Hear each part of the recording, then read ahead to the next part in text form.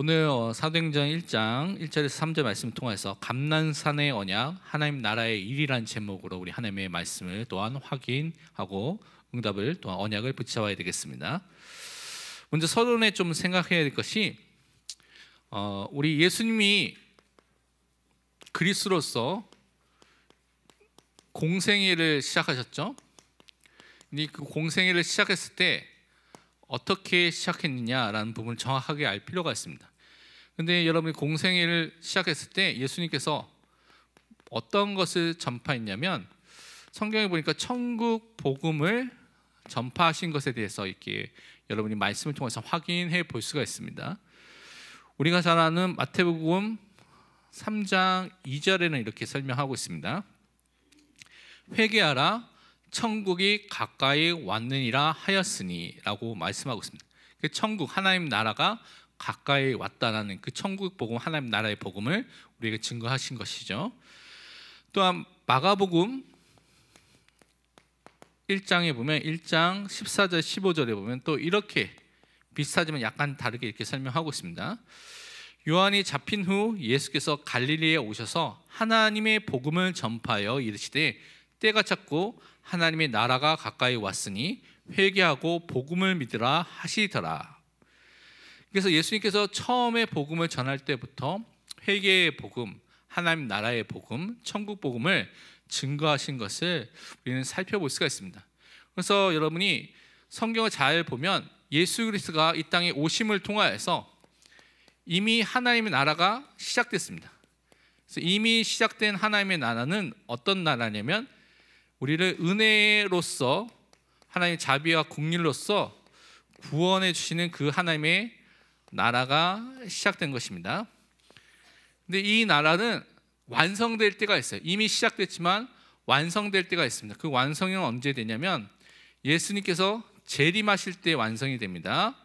그래서 그때는 어떤 나라가 임하겠냐면, 심판을 하시면서 권능으로서 모든 나라를 다스리시는 하나님의 나라가 이루어지는 때가 앞으로 오게 됩니다. 근데 지금 우리는 그래서 무엇을 지금 누리고 있냐면, 이 은혜와 자비 하나님 나라의 축복을 구원 속에서 누리게 되는 하나님의 자녀가 된 것이죠. 그래서 그 은혜를 지금 여러분이 누리고 있습니다. 그러면 오늘 말씀을 통해서 우리가 붙잡아야 될 하나님 나라와 그의 일이 무엇인지를 우리 말씀을 통해서 좀 확인해 보도록 하겠습니다. 우선 볼 것이 사람들의 영적인 상태와 그들의 실상, 실태를 좀 자세히 우리 말씀을 통해서 다시 한번 확인해 봐야 되겠습니다. 사람들은요, 태어날 때부터 원죄 가운데 태어나고 있습니다. 이 의미는 이 사람들이 죄의 지배 속에, 죄의 통치 속에 그 아래에 있는 죄인으로서 지금 살고 태어나고 있다는 것을 성경은 반드시 말씀하고 있습니다. 거기에 대한 부분을 우리가 자세히 볼 필요가 있죠. 시편 51편 5절에는 다윗이 이렇게 고백했죠. 내가 죄악 중에 출생하였으며 어머니가 죄 중에 나를 잉태하였나이다. 그러니까 어머니 속에서 잉태됐을 때부터, 그리고 출생할 때부터 죄악 가운데 이 죄인으로서 태어났다는 것을 분명하게 성경 말씀하고 있습니다. 그리고 로마서 6장 20절에는 이렇게 말씀하고 있습니다. 너희가 죄의 종이 되었을 때에는 의에 대하여 자유로웠느니라 라고 말하고 있습니다. 그러니까 죄의 종으로서 사람들이 죄의 지배와 통치 아래에 있었다고 성경은 분명히 말씀하고 있는 것입니다. 그래서 죄에 대한 바른 이해, 또 죄인된 우리의 상태에 대해서 바르게 성경적으로 알아야 됩니다. 이 죄라는 것은 그냥 죄로 끝나는 것이 아니라 이 죄의 상태가 불신앙과 불순종이라는 것을 알고 있죠. 하나님 말씀에 대한 불신앙, 불순종인데, 이것은 불신앙, 불순종으로 끝나는 것이 아니라 이것은 하나님을 향해서 무엇을 한 것과 똑같냐면 반역을 한 것과 똑같습니다. 하나님을 거역하고 반역한 죄인, 하나님을 거부한 죄인의 상태 속에 우리가 살고 있다는 것을 꼭 아셔야 됩니다. 그래서 이 상태 속에 있으니까 인간이 생명의 근원 대신 하나님과 함께 할 수가 없는 것이죠. 그래서 하나님을 떠나 있는 상태 속에 있는 것입니다. 하나님과 함께 하지 못하는 이 상태 속에 살고 있는 것이죠. 이것을 성경에서는 영적 죽음의 상태라고 말합니다. 영혼은 죽지 않습니다. 그렇죠? 그래서 영적 죽음의 상태라는 것은 영혼이 죽어 있다는 상태가 아니라 생명의 그런 듯이 그 하나님과 함께 하지 못하는 하나님 떠나 있는 상태 속에, 하나님과 분리되고 단절된 상태 속에 지금 사람들이 있다는 것을 말하는 것입니다. 그래서 이 상태 속에 살고 있으니까 아무런 이 땅에서 참되게 살아야 될 미래와 또 내세에 대한 소망이 없이 살고 있는 것을 성경은 말하고 있습니다. 우리가 잘 아는 에베소서 2장 1절이 먼저 이것을 설명하고 있죠. 그는 허물과 죄로 죽었던 너희를 살리셨도다. 육신적으로 살고 있는 살아있는 그 에베소 교인들에게 허물과 죄로 너희가 죽어 있었다. 죄 때문에 너희가 갖고 있는 스스로 짓는 허물, 그 자범죄 때문에 하나님과 분리되어 있는 단절된 그 상태 속에 있었다고 말하는 것이죠. 그래서 에베소서 2장 12절에는 그 상태를 이렇게 설명하고 있습니다. 그때에 너희는 그리스도 밖에 있었고 이스라엘 나라의 밖의 사람이라 약속의 언약들에 대하여는 외인이요 세상에서 소망이 없고 하나님도 없는 자이더니 라고 분명히 말씀하고 있습니다. 그러니까 이 사람들은 지금 사람들이 이렇게 절망 가운데 살 수밖에 없는 것이 하나님 떠나 있는 상태 속에서, 영적으로 죽어 있는 소망이 없는 상태 속에서, 하나님이 없는 상태 속에 살고 있기 때문에 그럴 수밖에 없다고 성경은 분명히 말하고 있습니다. 그래서 우리가 잘 아는 이들이 영적으로 이 비어있는 하나님과 떠나 있는 상태 속에 사탄의 종으로서 마귀의 자녀로서 살 수밖에 없는 신분이 된 것이죠. 그래서 하나님을 알 수 없는 영적 무지 속에 빠지게 된 상태 속에서, 그래서 자기 스스로는 하나님 알 수 없기 때문에 우상과 다른 종교를 찾을 수밖에 없는 상태 속에 살고 있습니다. 우리가 잘 아는 고린도 후서 4장 4절은 이렇게 말씀하고 있습니다. 그 중에 이 세상의 신이 믿지 아니하는 자들의 마음을 혼미하게 하여 그리스도의 영광의 복음의 광채가 비치지 못하게 함이니 그리스도는 하나님의 형상이니라. 사단이 활동하고 사단이 지금 역사하고 있는 사람들 가운데 이 사탄의 종된 불신자의 사람들을 미혹해서 더욱더 그리스도의 복음을 깨닫지 못하도록 지금도 활동하고 있다고 성경은 말하고 있습니다. 그래서 지금도 세상 임금으로서 활동하고 있는 이 사단이 많은 정치와 경제와 문화와 사회 모든 배후에 그 배후의 역사에서 사람들을 어떻게 해요? 죄 가운데로, 악 가운데로 이끄는 그 일을 지금도 하고 있습니다. 요한복음 16장 11절에 이렇게 말씀하고 있습니다. 심판에 대하여 함은 이 세상 임금이 심판을 받았습니다 라고 말하고 있습니다. 이 세상 임금이 있다는 것이죠. 세상에서 임금 노릇 또 통치자 노릇을 하고 있는데 실제는 온 세상의 왕으로서, 만왕의 왕으로서 역사하시는 분은 하나님이고요. 이 세상은 원래 누구에게 맡기셨습니까?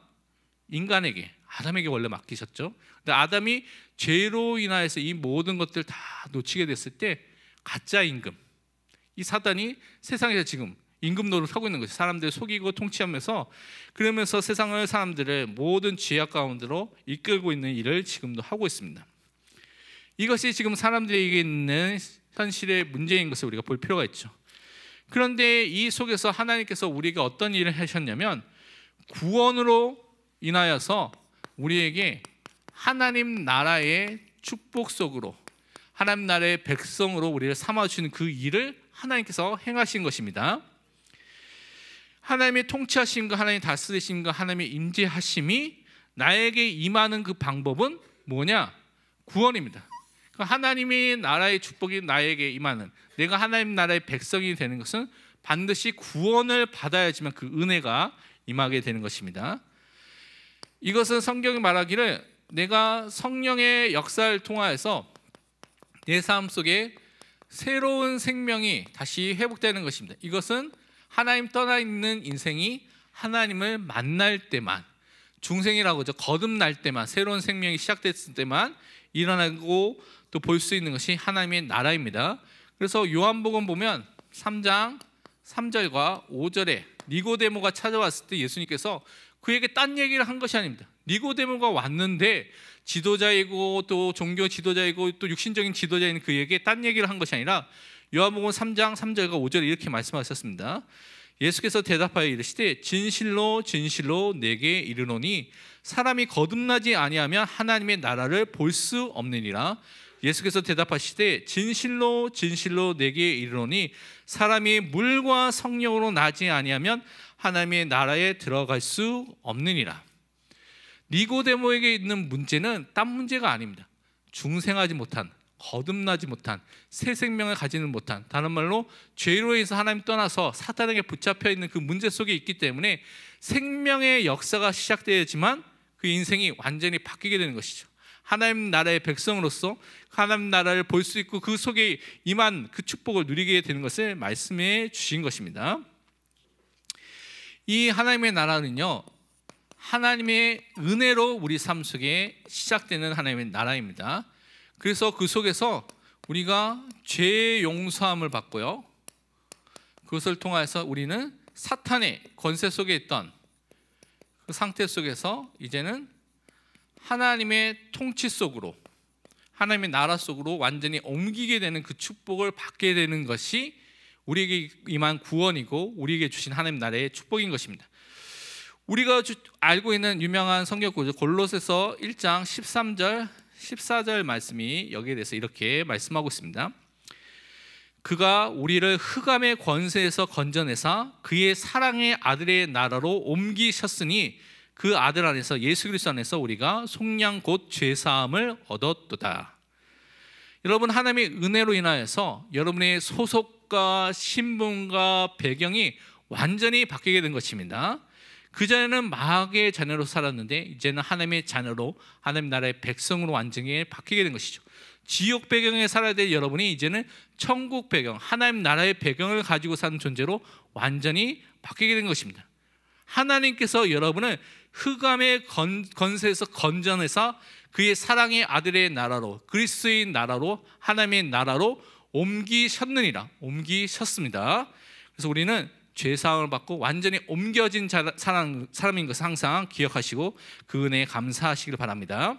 그래서 그리스도의 갈보리산의 그 십자가를 통하여서 여러분에게 영원하고도 완전한 속죄의 축복을 주신 것입니다. 죄의 용서함을 주신 것이죠. 그리고 예수님께서 우리에게 새로운 살 수 있는 길을 그 십자가를 통해서 열어주셨습니다. 그래서 여러분은 직접 예수 이름을 붙잡고 그 보혈을 의지해서 하나님을 만난 사람으로, 하나님과 함께하는 사람으로 축복을 받게 된 것이죠. 그것을 통해서 여러분에게는 완전한 자유와 승리가 임하게 된 것입니다. 그래서 우리는 이 축복을 날마다 누리고 이 속에 있는 것이 하나님 나라를 누리는 것이고 하나님 나라의 백성으로 지금 살고 있는, 올바르게 살고 있는 것입니다. 그러면서 하나님 나라가 임하게 되면 어떤 일이 일어나냐, 현장에 있는 모든 악령과 귀신의 세력들이 꺾이게 되는 역사가 일어나게 됩니다. 그래서 그 속에 분명히 왜 이렇게 되냐, 성령이 역사하시기 때문에, 성령 하나님께서 함께 하신 역사가 일어나기 때문에, 하나님의 역사가 일어나기 때문에 당연히 악령이 떠나가고 꺾이게 되는 일이 일어나는 것은 당연한 것입니다. 우리가 잘 아는 마태복음 12장 28절이 그것을 말씀하고 있죠.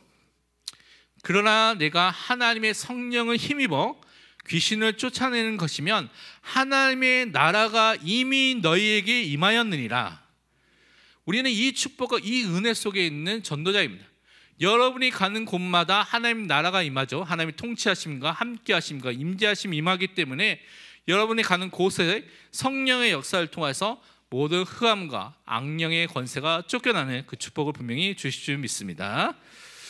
이 축복 속에서 우리가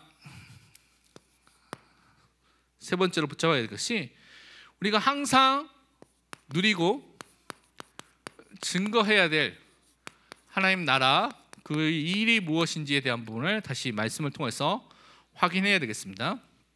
먼저는 우리를 통치하시고 우리를 다스리신 이 왕이신 하나님에 대한 부분을 여러분이 항상 기억하고 누리는 것입니다.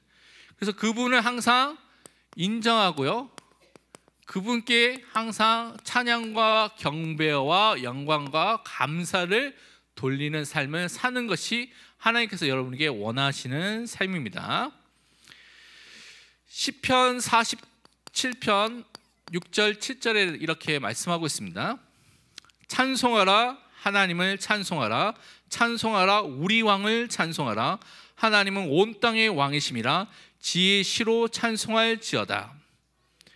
그래서 지금 여러분이 하나님 나라의 그 축복과 배경을 누리는 그 길이, 그 삶이 찬양을 드리는 것입니다. 하나님을 나의 왕으로, 이 세상에, 우리 현장에, 우리 교회의 왕으로, 주인으로 항상 인정함을, 그 삶을 사는 것입니다. 항상 하나님의 주인 되심, 주권을 갖고 권세를 갖고 다스리는 것을 인정하시고 고백하시고 시인하시길 바랍니다.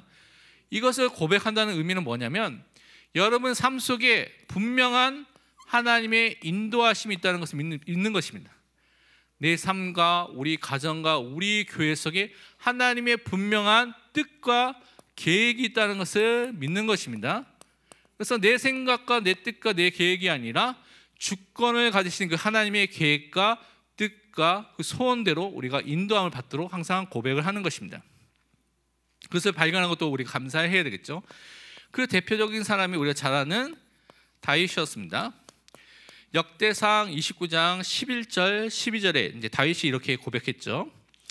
여호와여, 위대하심과 권능과 영광과 승리와 위엄이 다 주께 속하였사오니 천지에 있는 것이 다 주의 것이로소이다. 여호와여, 주권도 주께 속하였사오니 주는 높으사 만물의 머리이심이니이다. 부와 기가 주께로 말미암고 또 주는 만물의 주제가 되사 손에 권세와 능력이 있사오니 모든 사람을 크게 하심과 강하게 하심이 주의 손에 있나이다. 여러분이 무엇을 정말 믿고 바라야 되냐? 세상의 사람들 배경, 그것을 바라보면 안 됩니다. 우리는 지금도 살아계신, 정말 세상을 창조하시고 주권을 가지고 지금도 역사하시는 그 하나님을 정말 믿는 믿음의 사람으로 서야 될 줄 믿습니다. 현장에 그런 사람이 없습니다. 그런 렘넌트들이 후대들이 없기 때문에 우리가 그 응답의 주역으로, 그 한 사람으로 분명히 서야 될 줄 믿습니다. 그러면서 우리는 이 복음을 통해서 하나님 나라가 임할 때 성령의 역사가 그 속에서 일어나게 되는 것을 통하여서 그 속에 하나님이 원하시는 평안과 하나님이 원하시는 기쁨과 즐거움과 하나님께서 그 현장을 살리기 원하는 하나님의 뜻과 계획이 이루어지는 그 증거가 나타나게 됩니다. 우리가 잘 아는 로마서 14장 17절에 이렇게 말씀하고 있습니다. 하나님의 나라는 먹는 것과 마시는 것이 아니요 오직 성령 안에 있는 의와 평강과 희락이라. 바울이 얼마나 답답했으면 먹는 거 마시는 거 그게 하나님 나라가 아니라 성령의 역사 속에 있는 의로움과 평강과 평화와 안식과 희락, 기쁨이라고 분명히 말씀하고 있습니다. 그래서 하나님이 주실 수밖에 없는 그 은혜가 우리 삶 속에 나타나는 것입니다. 고린도 전서 4장 20절에는 이렇게 말씀하고 있죠. 하나님의 나라는 말에 있지 아니하고 오직 능력에 있습니다. 하나님의 역사, 능력이 나타나는 것이 함께하심, 그 속에서 모든 것을 이길 수 있는 은혜와 능력이 그 다스리시는 것으로 나타날 줄 믿습니다. 그래서 우리가 이것을 누리면서 우리만 혼자 누리는 것이 아니라 이 하나님의 나라를 증거하는 제자로서, 전도자로서 우리를 부르신 것을 꼭 잊지 마시기 바랍니다. 그 대표적인 사람이 바울이었습니다. 사도행전 19장 8절에 바울이 이렇게 했죠. 바울이 회당에 들어가 석 달 동안 담대히 하나님 나라에 관하여 강론하며 권면하되, 그 하나님 나라에 대한 배경들, 그것이 임하게 되는 이런 내용들을 앞에 있는 것들을 계속해서 증거했던 것입니다. 그리고 사도행전 28장 30절, 31절에서도 로마 감옥에 있었는데 이렇게 했습니다. 바울이 온 이태를 2년 동안 자기 셋집에, 이거 셋집은 감옥입니다. 감옥. 셋집에 머물면서 자기에게 오는 사람을 다 영접하고 하나님 나라를 전파하며 주 예수 그리스도에 관한 모든 것을 담대하게 거침없이 가르치더라. 그러니까 바울이 자기 생명을 들고 이 복음, 천국 복음, 예수 그리스도의 복음과 하나님 나라의 복음을 끝까지 증거하는 전도자로 섰던 것을 여러분 꼭 기억하시기 바랍니다. 그래서 현장을 살리고 변화시키는 그 하나님 나라를 먼저 우리가 누리고요, 그것을 증거하는 전도자로 우리가 항상 서야 되겠습니다. 그러면 결론은 여기 밑에 하나 쓰겠습니다. 간단하니까요. 결론으로 우리가 하나님 자녀로서 여러분이 항상 가져야 될 중요한, 그래서 우선순위가 무엇이냐, 우리가 잘 아는 마태복음 6장 33절의 말씀을 붙잡는 것입니다. 그런즉 너희는 먼저 그의 나라와 그의 의를 구하라. 그리하면 이 모든 것을 너희에게 더하시리라. 우리가 먼저 우선순위로 구하고 기도해야 되고 우리가 초점을 맞춰야 될 것이 하나님의 나라와 하나님의 의가 이루어지도록, 복음 전파를 통해서 전도와 선교를 통하여서 그리스도의 그 복음이 증거하는 것을 통하여서 그 현장에 하나님의 통치하심과 함께하심이라는 하나님 나라가 임하고요, 하나님의 의가 임하게 되는, 죄의 문제가 해결되는 그 축복이 임하게 되는 것을 항상 먼저 해야 되겠습니다. 그래서 전도와 선교 속에 우리 우선순위를 항상 두고 기도해야 될 줄 믿습니다. 우리 웨스트민스터 소유의 문답을 잠깐 보도록 하겠습니다. 제 73문에서 물어보고 있습니다. 제 8번째 계명이 무엇입니까? 10계명 중에 8번째 계명이 무엇입니까? 라고 물어봤습니다. 제 8계명은 뭐라고 되어 있냐면 그 답으로는 도둑질하지 말라라고 되어 있습니다. 그래서 도둑질하지 않는 것에 대해서 출애굽기 20장 15절, 신명기 5장 19절 이렇게 10계명에 대한 내용을 설명하면서 기록하고 있습니다. 그러면 74문에서 그렇다면 그 내용은 어떤 의미입니까? 우리에게 요구하고 명령하는 것이 무엇입니까? 라고 다시 물어봤습니다. 그 대답을 살펴보면요, 제8계명이 우리에게 요구하는 것은 무엇이냐면 우리 자신과 남의 재산과 지위를 합법적으로 획득하고 그것을 계속해서 증진시키고 그것을 계속 가질 수 있도록 돕는 것이라고 설명하고 있습니다. 그러니까 사람들이 갖고 있는 재산도 있고요, 그 사람이 갖고 있는 지위도 있고 뭐 여러 가지가 있겠죠. 그 사람의 배경도 있을 수 있고, 그것을 합법적으로 계속 가질 수 있도록, 그래서 그것이 계속해서 또 올바르게 가져서 그것을 작용이 될 수 있도록 돕는 역할을 해야 된다고 말하고 있습니다. 그러면 성경에서 말하는 것을 통해서 어떤 의미인지를 확인해 보도록 하겠습니다. 우선 레위기서 25장 35절을 보겠습니다. 내 형제가 가난하게 되어 빈손으로 내 곁에 있거든 너는 그를 도와 거류민이나 동거인처럼 너와 함께 생활하게 하되 라고 되어 있습니다. 그러니까 이것이 그냥 도둑질하지 않는 것만으로 끝나는 것이 아니라 어려움 속에 있는 사람들을 돕는 그 일을 하라고 우리에게 명령해 주신 것과 연결되어 있다고 볼 수가 있습니다. 신명기 15장 10절로 보면 또 이렇게 말씀하고 있습니다. 너는 반드시 그에게 줄 것이요 줄 때에는 아끼는 마음으로 품지 말 것이니라. 이로 말미암아 내 하나님 여호와께서 내가 하는 모든 일과 내 손이 닿는 모든 일에 내게 복을 주시리라. 어려움 속에 있는 사람들을 돕고 그것을 주는, 또 그것을 또 해야 될 것을 말하고 있죠. 그래서 그것을 에베소서 4장 28절은 이렇게 또 설명하고 있습니다. 도둑질하는 자는 다시 도둑질하지 말고 돌이켜 가난한 자에게 구제할 수 있도록 자기 손으로 수고하여 선한 일을 하라. 그래서 법을 어겨서 뭔가 벌리는 이런 것들 다 버리고요, 그래서 다른 사람을 도울 수 있을 정도로 수고하면서 일을 하면서 그 일을 통하여서 자기를 또 다른 사람을 돕는 일을 하라고 말씀해 주셨습니다. 빌립보서 2장 4절에도 이렇게 또 말씀하고 있습니다. 각각 자기 일을 돌볼 뿐더러 또한 각각 다른 사람의 일을 돌보아 나의 기쁨을 충만하게 하라. 자기 자신만을 위해서 살지 말고 다른 사람, 특별히 이 다른 사람이라는 것은 또 그리스도 안에 있는 다른 사람을 또 포함하는 개념이겠죠. 다른 사람을 실질적으로 살펴보고 돕는 일을 하고 있습니다.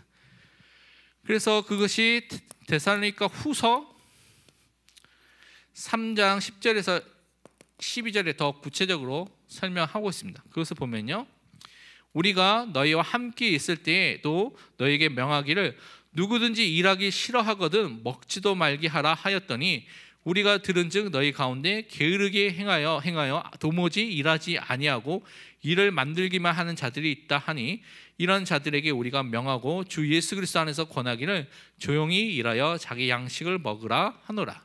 그러니까 합법적으로 그렇다고 해서 이 사람이 도움만 요구해서 게으르게 살라는 것이 아니라 모든 개개인들이 힘을 다해서 자기 일을 하도록 이렇게 명령한 것이 제8계명입니다. 그러면 제8계명에서 75문에서 물어본 것이 금지하는 것이 무엇입니까? 라고 물어봤습니다. 금지하는 것은 답으로는 제8계명이 금지하는 것은 우리 자신이나 우리 이웃의 재산 또는 그 사람들이 갖고 있는 지위를 불법적으로 방해하거나 또 방해돼서 할 수 있는 일을 하는 것을 그것을 금지했습니다. 그래서 이 사람들이 원래 갖고 있는 것을 불법적으로 그것을 갖지 못하도록 또는 그것을 빼앗도록 하는 여러 가지 방해하는 일을 하지 말라고 한 것이죠. 그래서 그것을 하지 말라고 한 것이 이제 75문에서 물어본 것입니다. 말씀을 통해서 살펴보면 잠언 21장 6절에 이렇게 되어 있습니다. 속이는 말로 재물을 모으는 것은 죽음을 구하는 것이라 곧 불려다니는 안개니라.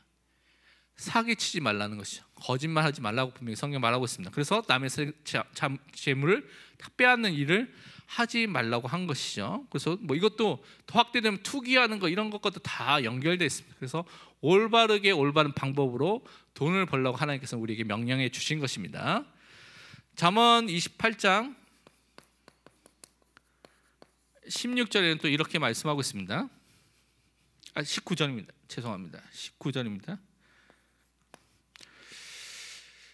자기의 토지를 경작하는 자는 먹을 것이 많으려니와 방탕을 따르는 자는 궁핍함이 많으리라. 돈을 쓸 때에도 올바르게 써야 되는 것이죠. 근데 방탕에 뭐 가치 있지 않는 일에 막 마음대로 쓰는 것 그 자체도 성경에서는 올바른 것이 아니라는 것을 분명히 말씀하고 있습니다. 디모데 전서 5장 8절에서도 이렇게 말씀하고 있죠. 누구든지 자기 친척 특히 자기 가족을 돌보지 아니하면 믿음을 배반한 자요 불신자보다 더 악한 자니라. 강하게 얘기를 했죠. 우리의 친척들 가까이 있는 사람들 가족들은 우리가 그들의 필요를 보고 돕고 기도해야 될 그런 사명을 우리에게 주셨다는 것입니다. 그러면서 마지막으로 보면 야고보서 5장 4절에 보면 이렇게 말씀하고 있습니다. 보라 너희 밭에서 추수하는 품꾼에게 주지 아니한 삭시 소리 지르며 그 추수한 자의 우는 소리가 만군의 주의 귀에 들렸느니라. 그러니까 올바르게 일을 시켰는데 거기에 합당한 그런 것들을 주지 않는 것, 정당한 대가를 주지 않는 것은 올바르지 않은 것이라고 분명히 말씀해 주신 것이죠. 그래서 올바르게 하나님의 것을 누리고 우리가 청지기적으로 그것을 감당하고 살아야 될 것을 하나님께서 우리에게 말씀해 주신 것을 여러분이 확인해야 되겠습니다. 함께 우리 기도하는 시간을 갖도록 하겠습니다.